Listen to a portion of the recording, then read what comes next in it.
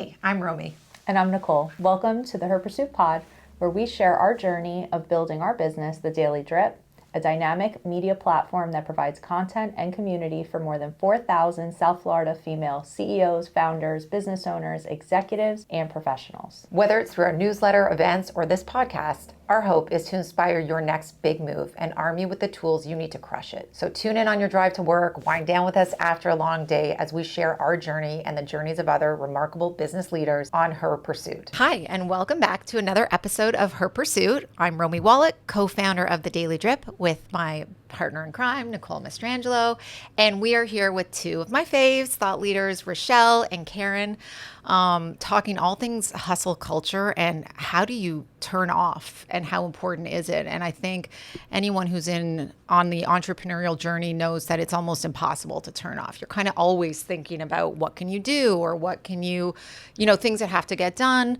I remember not too long ago, I took a morning and I said to Nicole, I'm like, I don't know how I'll make up the time. And you looked at me, you're like, you don't have to make up the time. When was the last time you ended at 5 or didn't work a weekend? As we head into the summer, I think, we're reflecting, thinking about like, how much are we working through the summer? Are we pausing? Are we taking some time off? And I think like Rachelle, we're going to start with you because turning off and sort of also like, how do you do it? And how do you make it something that is going to help you going forward? Like, how do you really be intentional about the pause? Well, thank you. It's a mindset, right? So it's a recognition that you need to make that switch, right? So you go through life going through it, right? You just go through it without really taking the time to really pay attention to everything that's going around you. So you're in the hustle of work. With work, you also have your life component that comes in, your family life, what stages you are in life. And you have to be conscious about what's happening around you and through you so that you can initiate, and I call it the activation. You activate that pause because you recognize at some point that if you go one more step, you're going to fall or the best version of yourself is not going to show up. So recognizing those signs are important so that you could create that intentional pause for yourself. How often do you do that? Like, how often do you turn it off like that and really like put yourself in that mindset or that mode? So it's a process. I mean, I wish I could say, well, tomorrow you will walk out of here and then you're just going to, hey, I'm going to initiate the pause. No, it's not going to happen. But I think it comes with awareness. It comes with awareness, right? So you need to, I always talk about the importance of self-discovery. And that's what leads you to be able to identify the signs. So the more you get acquainted with yourself, you understand all the elements that makes you and that triggers you. And when you are overflowing or not flowing, then the signs show up. And at that moment, you recognize that, okay, this is a sign, so I need to do something about it. And I'll take a perfect example of that for me. During COVID and later on also in dealing with my father's illness, my neck was a sign. It got stiff. So I couldn't turn my neck. And I recognized during the time of COVID, I was experiencing the stiffness of the neck. So it was stress related. It was like, all the stuff, the unknown, all the things that was happening during that time. My husband being, one of those, first responders. So it's like all these pieces were happening at the same time. So and he was traveling a lot as well. So all that triggered the stiffness around my neck.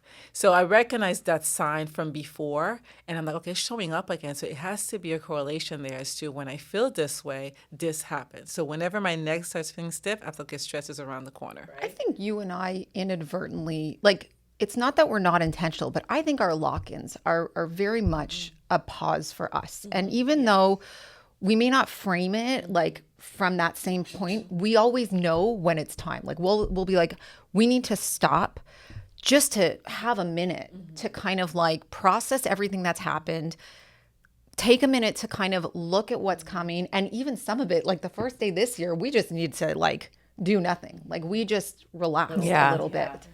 It's funny how you say like you had a sign.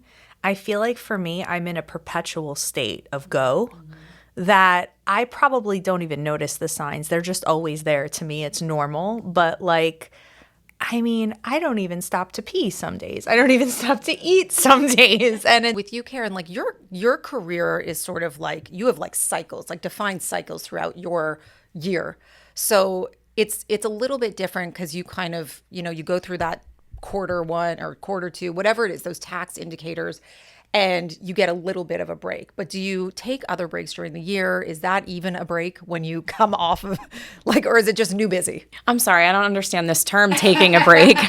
Especially being we're not a tax firm, so we don't have seasons, but there are seasons where there's a lot more traffic in the office. And, I love people, but it does drain me of my energy.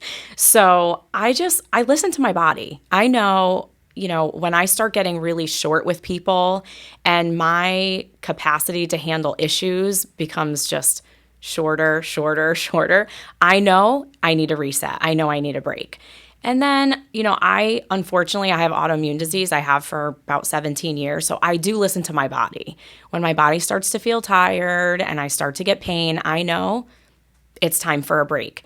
And I just listen to my body. So whether it's once a week, once a month, whatever is needed, because I can't be productive if I'm not functioning properly. If I'm exhausted, if I'm physically exhausted, I can't be the best to my kids, my firm, my clients, the Daily Drip, right. Children's Harbor, and the list goes on. My mom. If I'm not working on all cylinders and I'm not feeling great, I serve no purpose to anyone. So I have to take breaks. And I like doing lock-ins on Saturdays because I close the door, I sit there, I'm working, I'm doing tax returns, and I'm just pushing out product, and I'm totally locked in, relaxed, and not dealing with people or anything outside of doing returns. I think I hear a lot of the self-awareness being such a critical component of that. And I think that's where Rachelle, you kind of set the bar in the self-awareness space. I think you kind of own that.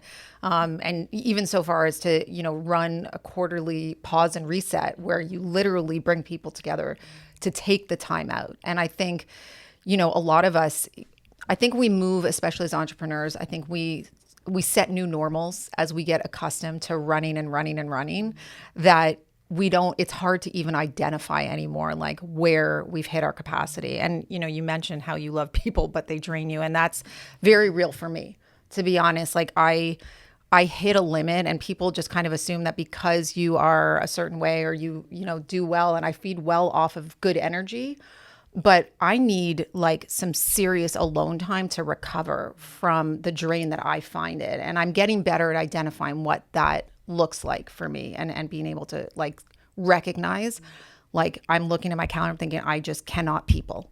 I will not be able to show up and get my way through this. So how do you how have you come through this journey? You're so good at knowing yourself in this way, and now you're paying it forward by bringing people together. I just think that for me, it's just, again, going back to self-awareness, it's really important to understand what it is. You just mentioned it. Okay, that at some point you cannot people anymore. So once you're aware of that and you do the people that you do care about, you have to create space for them, right? And have the conversation so that if you're not available for them in that way, it's not taken, in a negative way, so that you could replenish. So because it's one thing to get from you're part of a business that's peopling people all the time. It's the Daily Drip. And then now you have to go home and dealing with family. And then what else comes, with that? It's okay, I just had one conversation to many, and you need to create space. Get out of my head. Yeah, it's okay, I'm done, right? So you have to create space for it. But then the best part is to not offend, especially your loved one, have the conversation so that they know when I come home. I have a perfect example of this. I think that we're all peopling people all the time. That's a new word.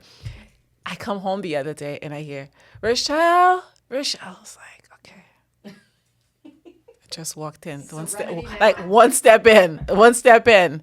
And it's take a deep breath, right? Because I don't want to generate an energy or a response that's not the most positive. You're so good. You're so much better than me. But I had to, and it's kind of and then, and I know the intention behind calling my name is not necessarily the most negative. It's just, I know, it's triggering. And it's kind of okay, I just need a minute, but I'll be there, but you have to give me a minute. And I did not rushed. I went to do what I had to do, and I took my minute, put my stuff away, whatever I had to do, because there was no emergency. It's just the mere fact that I was walking in the house. And then I attended. And the same thing happened again, even coming here. It's take a minute, Right. and I don't rush because I need to attend to me. And I have the conversation. I say, hey, I know you're calling me, but it's not an emergency, right? No, okay. So we're going to take a minute. I'll be back. So you have to create that space for yourself because no one's going to do it for you. Ain't that the Right? truth? And then when you're depleted. You look tired. You need to Yeah, rest. I exactly. mean, what I would give to hear those. Yeah, exactly. And you're depleted, and then you can't function at your best ability because no one's gonna rest for you. Nobody can eat for you. No one can do these things. Only you can. So you have to attend to yourself because you're the machinery. I love that you bring that up about when you walk through the door. So my husband works from home. I don't recommend this.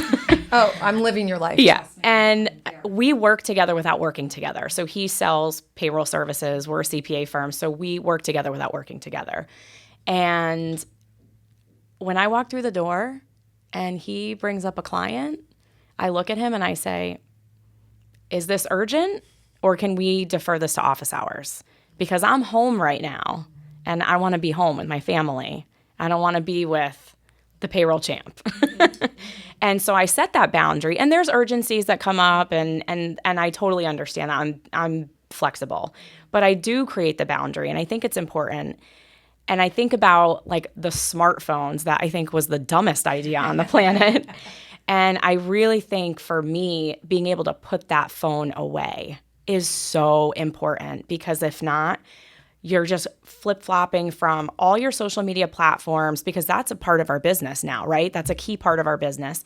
We're going to all the different platforms, showing up for our people, showing up for ourselves, checking emails, checking WhatsApp, all the groups we're in. I mean, if I was all in all the time, I would have had a nervous breakdown by now. So it's like You haven't? setting... It's a regular occurrence. It's on my calendar. I schedule them at this. We're so used to going Mach 10 all the time. You have to set boundaries. So I set a boundary with my husband. I set a boundary with myself on this dumb phone. It's not a smartphone. It's a dumb phone because I need a break. I have to turn the brain off. It's so, you know what I think is the most interesting part of this conversation, just for me personally, is you saying like, I don't rush and nobody's going to take the break for you. I think for me, I think other people are going to see all that I'm doing and say, let me help you. Let me, I know, have a laugh. But it's funny because here I am, I'm pregnant. Pixies and rainbows and unicorns? No, but I'm pregnant and I've come out with this and so my work world is now aware. But it's funny how when you're always the person who says yes and does, that is what you're known for. That's what people expect.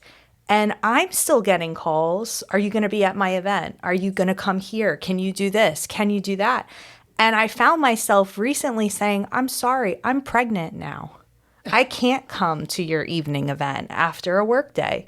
And the reaction of the person on the phone is like almost, oh my God, like I forgot you're pregnant, or oh my God, I didn't even think, or I didn't even, and I realize it's because I'll just take on and take on and take on. I mean, we're talking about breaks right now in the context of taking the weekend, taking a vacation.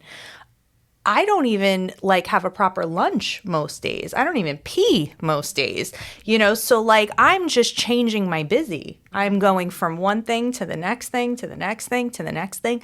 But I realize what you do really well that I admire so much and I got to get better at is you're very good about holding firm on what you will not do, how far you will not push yourself. And not rushing. And I think that's really good. The intention behind the intention behind the boundaries. So you have to be intentional about it, right? So again, you were managing a lot of different things. Yeah. It's not just a business. It's like the family business, the home. It's a lot of pieces, right? You're pregnant. You have a young kid. There's a lot, and you have a studio you opened up. So there's a lot of different things that are involved, right? So, but then where does Nicole fall in? Right. And all that. So how do you create that space and honor it, right? Even if it's just for 5 minutes. And this is the other piece. The assumption that taking a break requires you to take a vacation, Right. No. or it's how do you create space within your day to have that moment to breathe? Any tips? And I'm asking seriously. How do you schedule it? Like, do you block schedule it and do you stick to it? Yes, I do. Well, obviously, we have to be flexible. As much as the smartphone is the dumbest thing, it's also the best thing. And because of what? Because of the smartphone, you could create space in it. Like, for example, I know I need 8 hours of sleep. Don't talk to me unless I had 8 hours of sleep. I know, and you guys know, I need to eat. Don't talk to me if I didn't have food in my belly. Right? So I am intentional about creating space for these things to happen. Right. So within that space, I can have that moment of peace, right? So it may just be while I'm having lunch, right? So you create space with what you have. It's not this like lofty idea of creating space. It's kind of like, okay, what I have right now is a little break to eat. Within that break, I will not answer phone calls. I will not engage in texting. I will not look at my social media. I will tell everybody around me, don't bother me. Because it's, I'm having a moment, and just create that, however long it is. It's crazy how the mindset around that is. See, I look at that and I say, okay, while I'm eating, let me bang this out. Let me just get this done so that later I can just concentrate on this other thing. I'm halfway there. I'm almost at the finish line. This is like what goes on in my head. Let me bang this out. There's always something more. And I think that's part of the problem is like I wrestle with thinking like, and it's not, you'll have a lot to say about this, but for me, like stopping or not doing things when I know there's things to be done is such a struggle. Like, it's kind of like you don't really have any business taking this time when there's this whole list of things that have to be addressed. And the thing about people around you and what I've noticed is that people get used to what you show them and demonstrate. And when you look like you can handle everything and you got it all together and you can handle whatever gets on your plate because you have, the expectation and the assumption is that we'll just put more on there. Like, and she's not complaining. No, I love it. That's the phrase they say, oh, if you want to get something done, just give it to a working mom, right? But think about it this way. If you don't create pauses and space for yourself, you're shortchanging everyone around you because then you can't be 110% in what you're doing. So if I'm spreading myself too thin, let's say it's clients and I have way too many clients. Well, then I'm shortchanging those clients by not having the focus on what's really important. So whether it's taking on less activities, whether it's saying no to certain events, I have a hard no during lunch, a hard no. The phone goes in the drawer. I close my email down. I do not book lunch appointments. That is my time to take a break. Or just saying, I'm going to get up right now. I'm going to go for a walk around my building or go to that favorite boutique next door. And it's amazing. It doesn't matter how long the pause is, how short the pause is. It's that I took a pause and I'm so re-energized now and I show up better for everybody else and for myself. Just you have to say no sometimes. We're really bad at this. Okay, it's the intentionality behind it. So it's something that you have to recognize you need and you want. Right. So when you want it, you create it. It is not going to be easy to do. It is not going to be accepted by everybody, because people have to learn the new way of you showing up. But you have to teach people how to accept you the way in which you're showing up. That's exactly it. And I think that even happens on the entrepreneurial journey, right? Like people have to, as you continue to do things, grow, develop, people around you are trying to acclimate to the new version of who you are. And I fallout. And the access. Yeah, the access. I know. Rachelle always says that. She says, I need a new phone number so people don't have access. Real people, your real circle, they will understand that and the rest of them will fall off. And then there's someone else that they can abuse. And that's the way it is. You know what? And it's true. And there's so much of this that is true for me. But I think also for me, there's this element where I have to unhook from the pause having to be earned. Like, yes, I am not going to give myself a pause until I complete these things on my list, or this has to get done, and then I can take a break, take a vacation, take the weekend. Like, the weekends that I work through, I will not give myself a weekend unless I've actually earned it. And by earning it, I mean everything is done. Everything is complete. I have this, I'm noticing this fixation, but to your point, I'm the same. What happens for people like me is this reality check where you realize the volume is only going to increase. Mm-hmm. So if you're falling behind or you're struggling to keep up, now at this stage, you know, it's only going to get more. There is no finish line. Burn the finish line. Burn the finish line. But there is none. But it's like something I have to really tell myself and remind myself, because I kind of withhold it as like the prize you get at the end of the day. That's how you're wired, right? Yeah. So it's kind of like, okay, but has it worked for you? No. So if it has not worked for you, what can you do better Right. to improve so that you're more full within the work? I don't And know, the maybe- other part of the problem too is like we all talk in terms of like when I get through the studio opening, Spark, this initiative, that initiative, then I will. And the reality is that never happens. Like You're there's right. no, There's always gonna be it's a something new else. busy, it's new something. So there is no light in terms of there's just going to be this moment of nothing. Like for me, the most detached I've been, and I say detached, but like the most present and removed from all things was my trip last year with Josh. Like our first real time away in over 20 years, just us, where I truly did not do anything but enjoy our time together.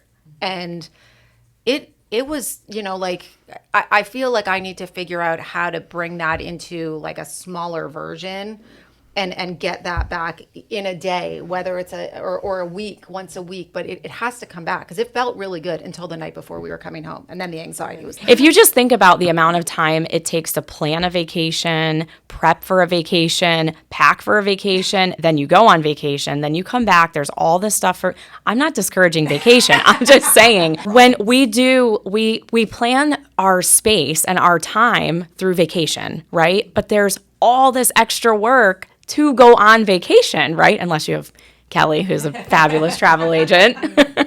But I think about like we just came back from Costa Rica, the planning, the preparation, the booking of excursions, all of these things took so much time. So if, to your point, if you just book smaller times away, an overnight, 2 nights, whatever it is, just to, like I'm like, oh, I'm going to just spend the morning having a cup of coffee with Michael by the pool. Like we have this beautiful backyard that we never sit in, you know. I'm able to do those things and have smaller breaks in between because I time block. And I don't just time block my work life, I time block my entire life. So I have days where I take appointments and I have days where God himself could not get in. Unless there's a fire at the kids' school, I'm doing what I'm doing and that's it. I just follow this time block. And there's things that happen, just like Rachelle said, you have to be flexible, urgencies come up. But I think having the time blocking allows me to be most productive with what I'm doing, like locking into everything I need to be locked into versus losing time transitioning from one thing to the next. And then I'm being more productive, getting more stuff done. And then I'm able to walk away, take a break for 10 minutes, take a break for a morning, take a break for 3 days. And then I'm not feeling like, oh, I have to plan a vacation that's taking me 6 months to plan, a week to pack. A list for a list for a list. Funny that you're saying that because what I was going to share earlier, and you brought it up as well, is that Peter and I decided this year we're not going on vacation. We have a lot of moving pieces in terms of entrepreneurship, so let's just focus on that. My kids will go on vacation, but we won't. Sure. Because they live the life we know, right? Exactly. But we just say they could do whatever they want, but we're not going. But yet we talk about it, but we have to create space. So when we do have the time, it doesn't have to be going like on a long, we could just go down to Fort Lauderdale and just go at the beach and sit. You know, but we create spaces like that so that we can pour back into ourselves because you also have to nurture that, right? And like you, we do a lot of work together, so it's kind of like it's easy to the lines are blurred at times in terms of work and business. I mean, family and business. So it's kind of like you have to really create that space for that. So there's always you have access to time. This is the other thing. People say, "Well, I don't have the time." 24 hours in a day, you have time. Make the time. You create the time. You prioritize what's important for you. When I remember my kids were in high school, or whatever part of school they were in, and I mentioned to them, unless there's blood, do not call me. Fridays are my days. Fridays are my days. Do not call me. Good for you. Unless there's blood. I'm not coming. I'm not bringing lunch. I don't want to get the phone call I forgot. Figure it out because I'm not showing up. This is my day. And you have to teach your kids that because then it became part of their their routine. So it was Friday, and I had my routine. I would drop them to school. I have my, I used to go, to the church every Friday morning. That's where I would go. Like after I drop in there, I spend my hour there. Like I had my routine. I would do it was my me day. And of course, I told my parents that too. Do not call me because I'm not available. Because if it was in one, it was the other, right? So I had to create a space like that so that I could have it for myself. And you're a better person. Right. You're more fuel. Now I just create it in a different way. True, but my feelings around letting people down or disappointing them and not being there when someone needs me is so intense that I struggle with that. Like it's just like listen, this is a therapy session, but no, but I mean even the smallest things, right? I do too. I go through that. But they can wait. The kids can wait. And I think that's part of being human, but there's someone else to show up for them. There is someone else, right? And I believe that everyone has like a sixth sense, right? And when I really know that someone needs me, even though I don't really have the time, I will make the time because I just feel like they're calling me. They really need me. If I don't, there's someone else for them. The house is not going to burn down. Like their whole life is not going to end because you didn't show up to their event or you didn't answer the phone at that one moment in time, And I think that to go back, your people, they get that. And you specifically show up for everyone. I mean, I can't think of a moment when she does. You're not showing up. And she kills herself doing it. And we all do, I think, in our own way. I show up in different ways, but burning it to the bitter end. Like, whatever I have left to give to that thing, that person, whoever. But it does come at a cost. And so I guess my question would be for you guys, I'm curious, we're talking about pause and rest and baking in time with your husband in the backyard or going to Fort Lauderdale and dinner. It doesn't have to be a vacation, but do you feel like you need solitude time? I find I need solitary confinement. So I wake up. So I'll give you a perfect example of that. I wake up every morning at 5:45. So my phone shuts off at 9:45. Don't call me. I won't answer, right? Because I need 8 hours of sleep. So I make sure from 9:45, 5:45, I'm good. I wake up. I'm more energized. I do my gratitude, prayer, stretch, and then I get myself together. I go to the gym. After the gym, I stop at the chapel. That's my solitude. So as soon as I leave the gym, I go to the chapel at the church. I'm there for a good 15 to 20 minutes. Trust me, this is my moment with myself. So I create it in that way. By the time I'm home now, I'm ready to pour back into others. So you create what you need, but you control how you create it. Right? It's not a big science. It's just you create how you want it. I know what I need to fuel me and where I need to get my my solace, and I go there and I get it for that moment. And then throughout the day, I may find myself getting it while I'm driving. Yeah. At other places too that you have access to. Yeah, I'm a little bit different. I think everyone's different. Everyone has to. This is answered different for everyone. I've been surrounded by chaos for my entire life. I have an incredible way to disconnect even if I'm completely surrounded by people. I give the example of dance competition with my daughter because it really is the best. The music is blaring. There's costume pieces everywhere. There's total chaos. It's 15 hours a day. Yet I can sit there in that chair and watch, and there could be 500 people in the room and I don't see a one and I don't care. I'm able to literally just disconnect. And even though it's not quiet, there's no birds chirping, I'm not on the beach reading a book, I'm able to just disconnect even if I'm in a crowd of people because I've been surrounded by chaos and I've learned how to just turn it off. It's funny that you're saying that because I used to be a dance mom too, and I used to just sit down and I'm like, people would look at me, they know not to come up. You do have that face. Yeah, I do. And that face shows because it's clear, right? So it's kind of, yeah, you do. But I would just say it's oh, okay, she's here. That must be and they just know. That's so similarly to what you're saying. I sit, when I don't want to be bothered, I sit in spaces and I'm good alone. I'm okay. You don't need to come sit next to me. I'm good. And I'm among everybody.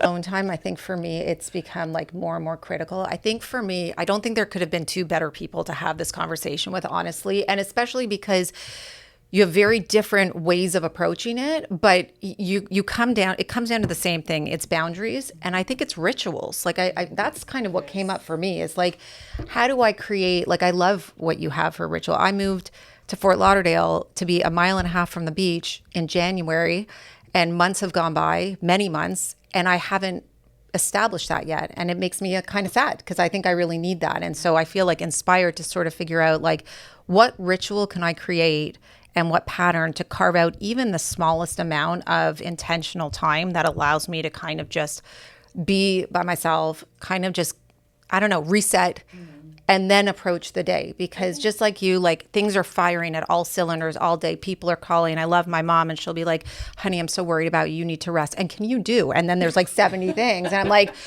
I mean, do you hear it as it comes out? But Rachelle nailed it. She said it's self-discovery. Like, what works for me is not the same thing that works for her. We just know what works for us. So it's like, when do you feel the happiest? When do you find the most peace? After what have you done do you feel most rested, rejuvenated? When do you feel the time is needed to lock in? Like Mike and I, we have this game we like to play. It's called You and Me Time. It's not surface level conversation, which is what we have. How was your day? What'd you do? What do you have? Which is, to me, don't even converse if that's the conversation you're going to have. It's these little cards, and it's, what, you have them? Of course you have them. And it was a faith-based couple that was about to divorce that created them. And we do them with the family. Oh, I have chills. I love that you have them. So I have a set in my car. I have a set in my nightstand. We'll go to like Burton's for drinks and an appetizer, and we'll go through the cards. And it's like, hey, what inspired you most this year and why? Or what challenge did you feel changed you the most this year, and how did you get through it? And we're creating intimate conversation. We could do that for 15 to 30 minutes. It doesn't have to be a 7-day retreat. And I feel heard, rejuvenated, connection. And it's the way you do it. And I think that comes from self-discovery. When do you feel best? When do you feel rejuvenating? Like, create a journal and say, I felt really bad after doing this, or I felt really good after doing this, or I felt really rested. Rachelle sleeps for 8 hours a day. I haven't slept for 8 hours a night in my whole life. Conversation that I need to understand. That I cannot be friendly. I think that really is the best way to kind of close out the conversation, because I think, Karen, that is what I hope that the audience and anyone listening kind of takes away from both of you and from this conversation, is really like the self-reflection. And like, when do you start paying attention? When do you feel most, and how do I get that? Like, when did that happen? How did I feel? So all of that reflecting. So, and being okay with it. Yeah, being okay with it, Nicole. I got a lot of work to do. I'm at the beginning of my self-discovery journey. I know. As got a lot of homework here. And I think we all do. I think that's part of it, right? It's going to continue to evolve and change as the phases of your life go, your business, all of the things. And you pay attention to what worked. What are you taking with you? What you're not taking with you, and as you go through it. So I hope that everyone got a lot out of this conversation. I know Nicole and I probably need a lock-in just to discuss how we're going to factor this into our day-to-day. But thank you for joining us for another episode of Her Pursuit, and I hope you'll come back for the next one. Thanks for joining us on this episode of Her Pursuit. You can listen to new episodes every other Wednesday on Spotify, or watch us on YouTube. Stay in the loop on all our virtual and in-person events, read our latest articles, and catch new episodes by subscribing to our free weekly newsletter. Check out the episode notes for more details, and we'll see you here on our next episode of Her Pursuit.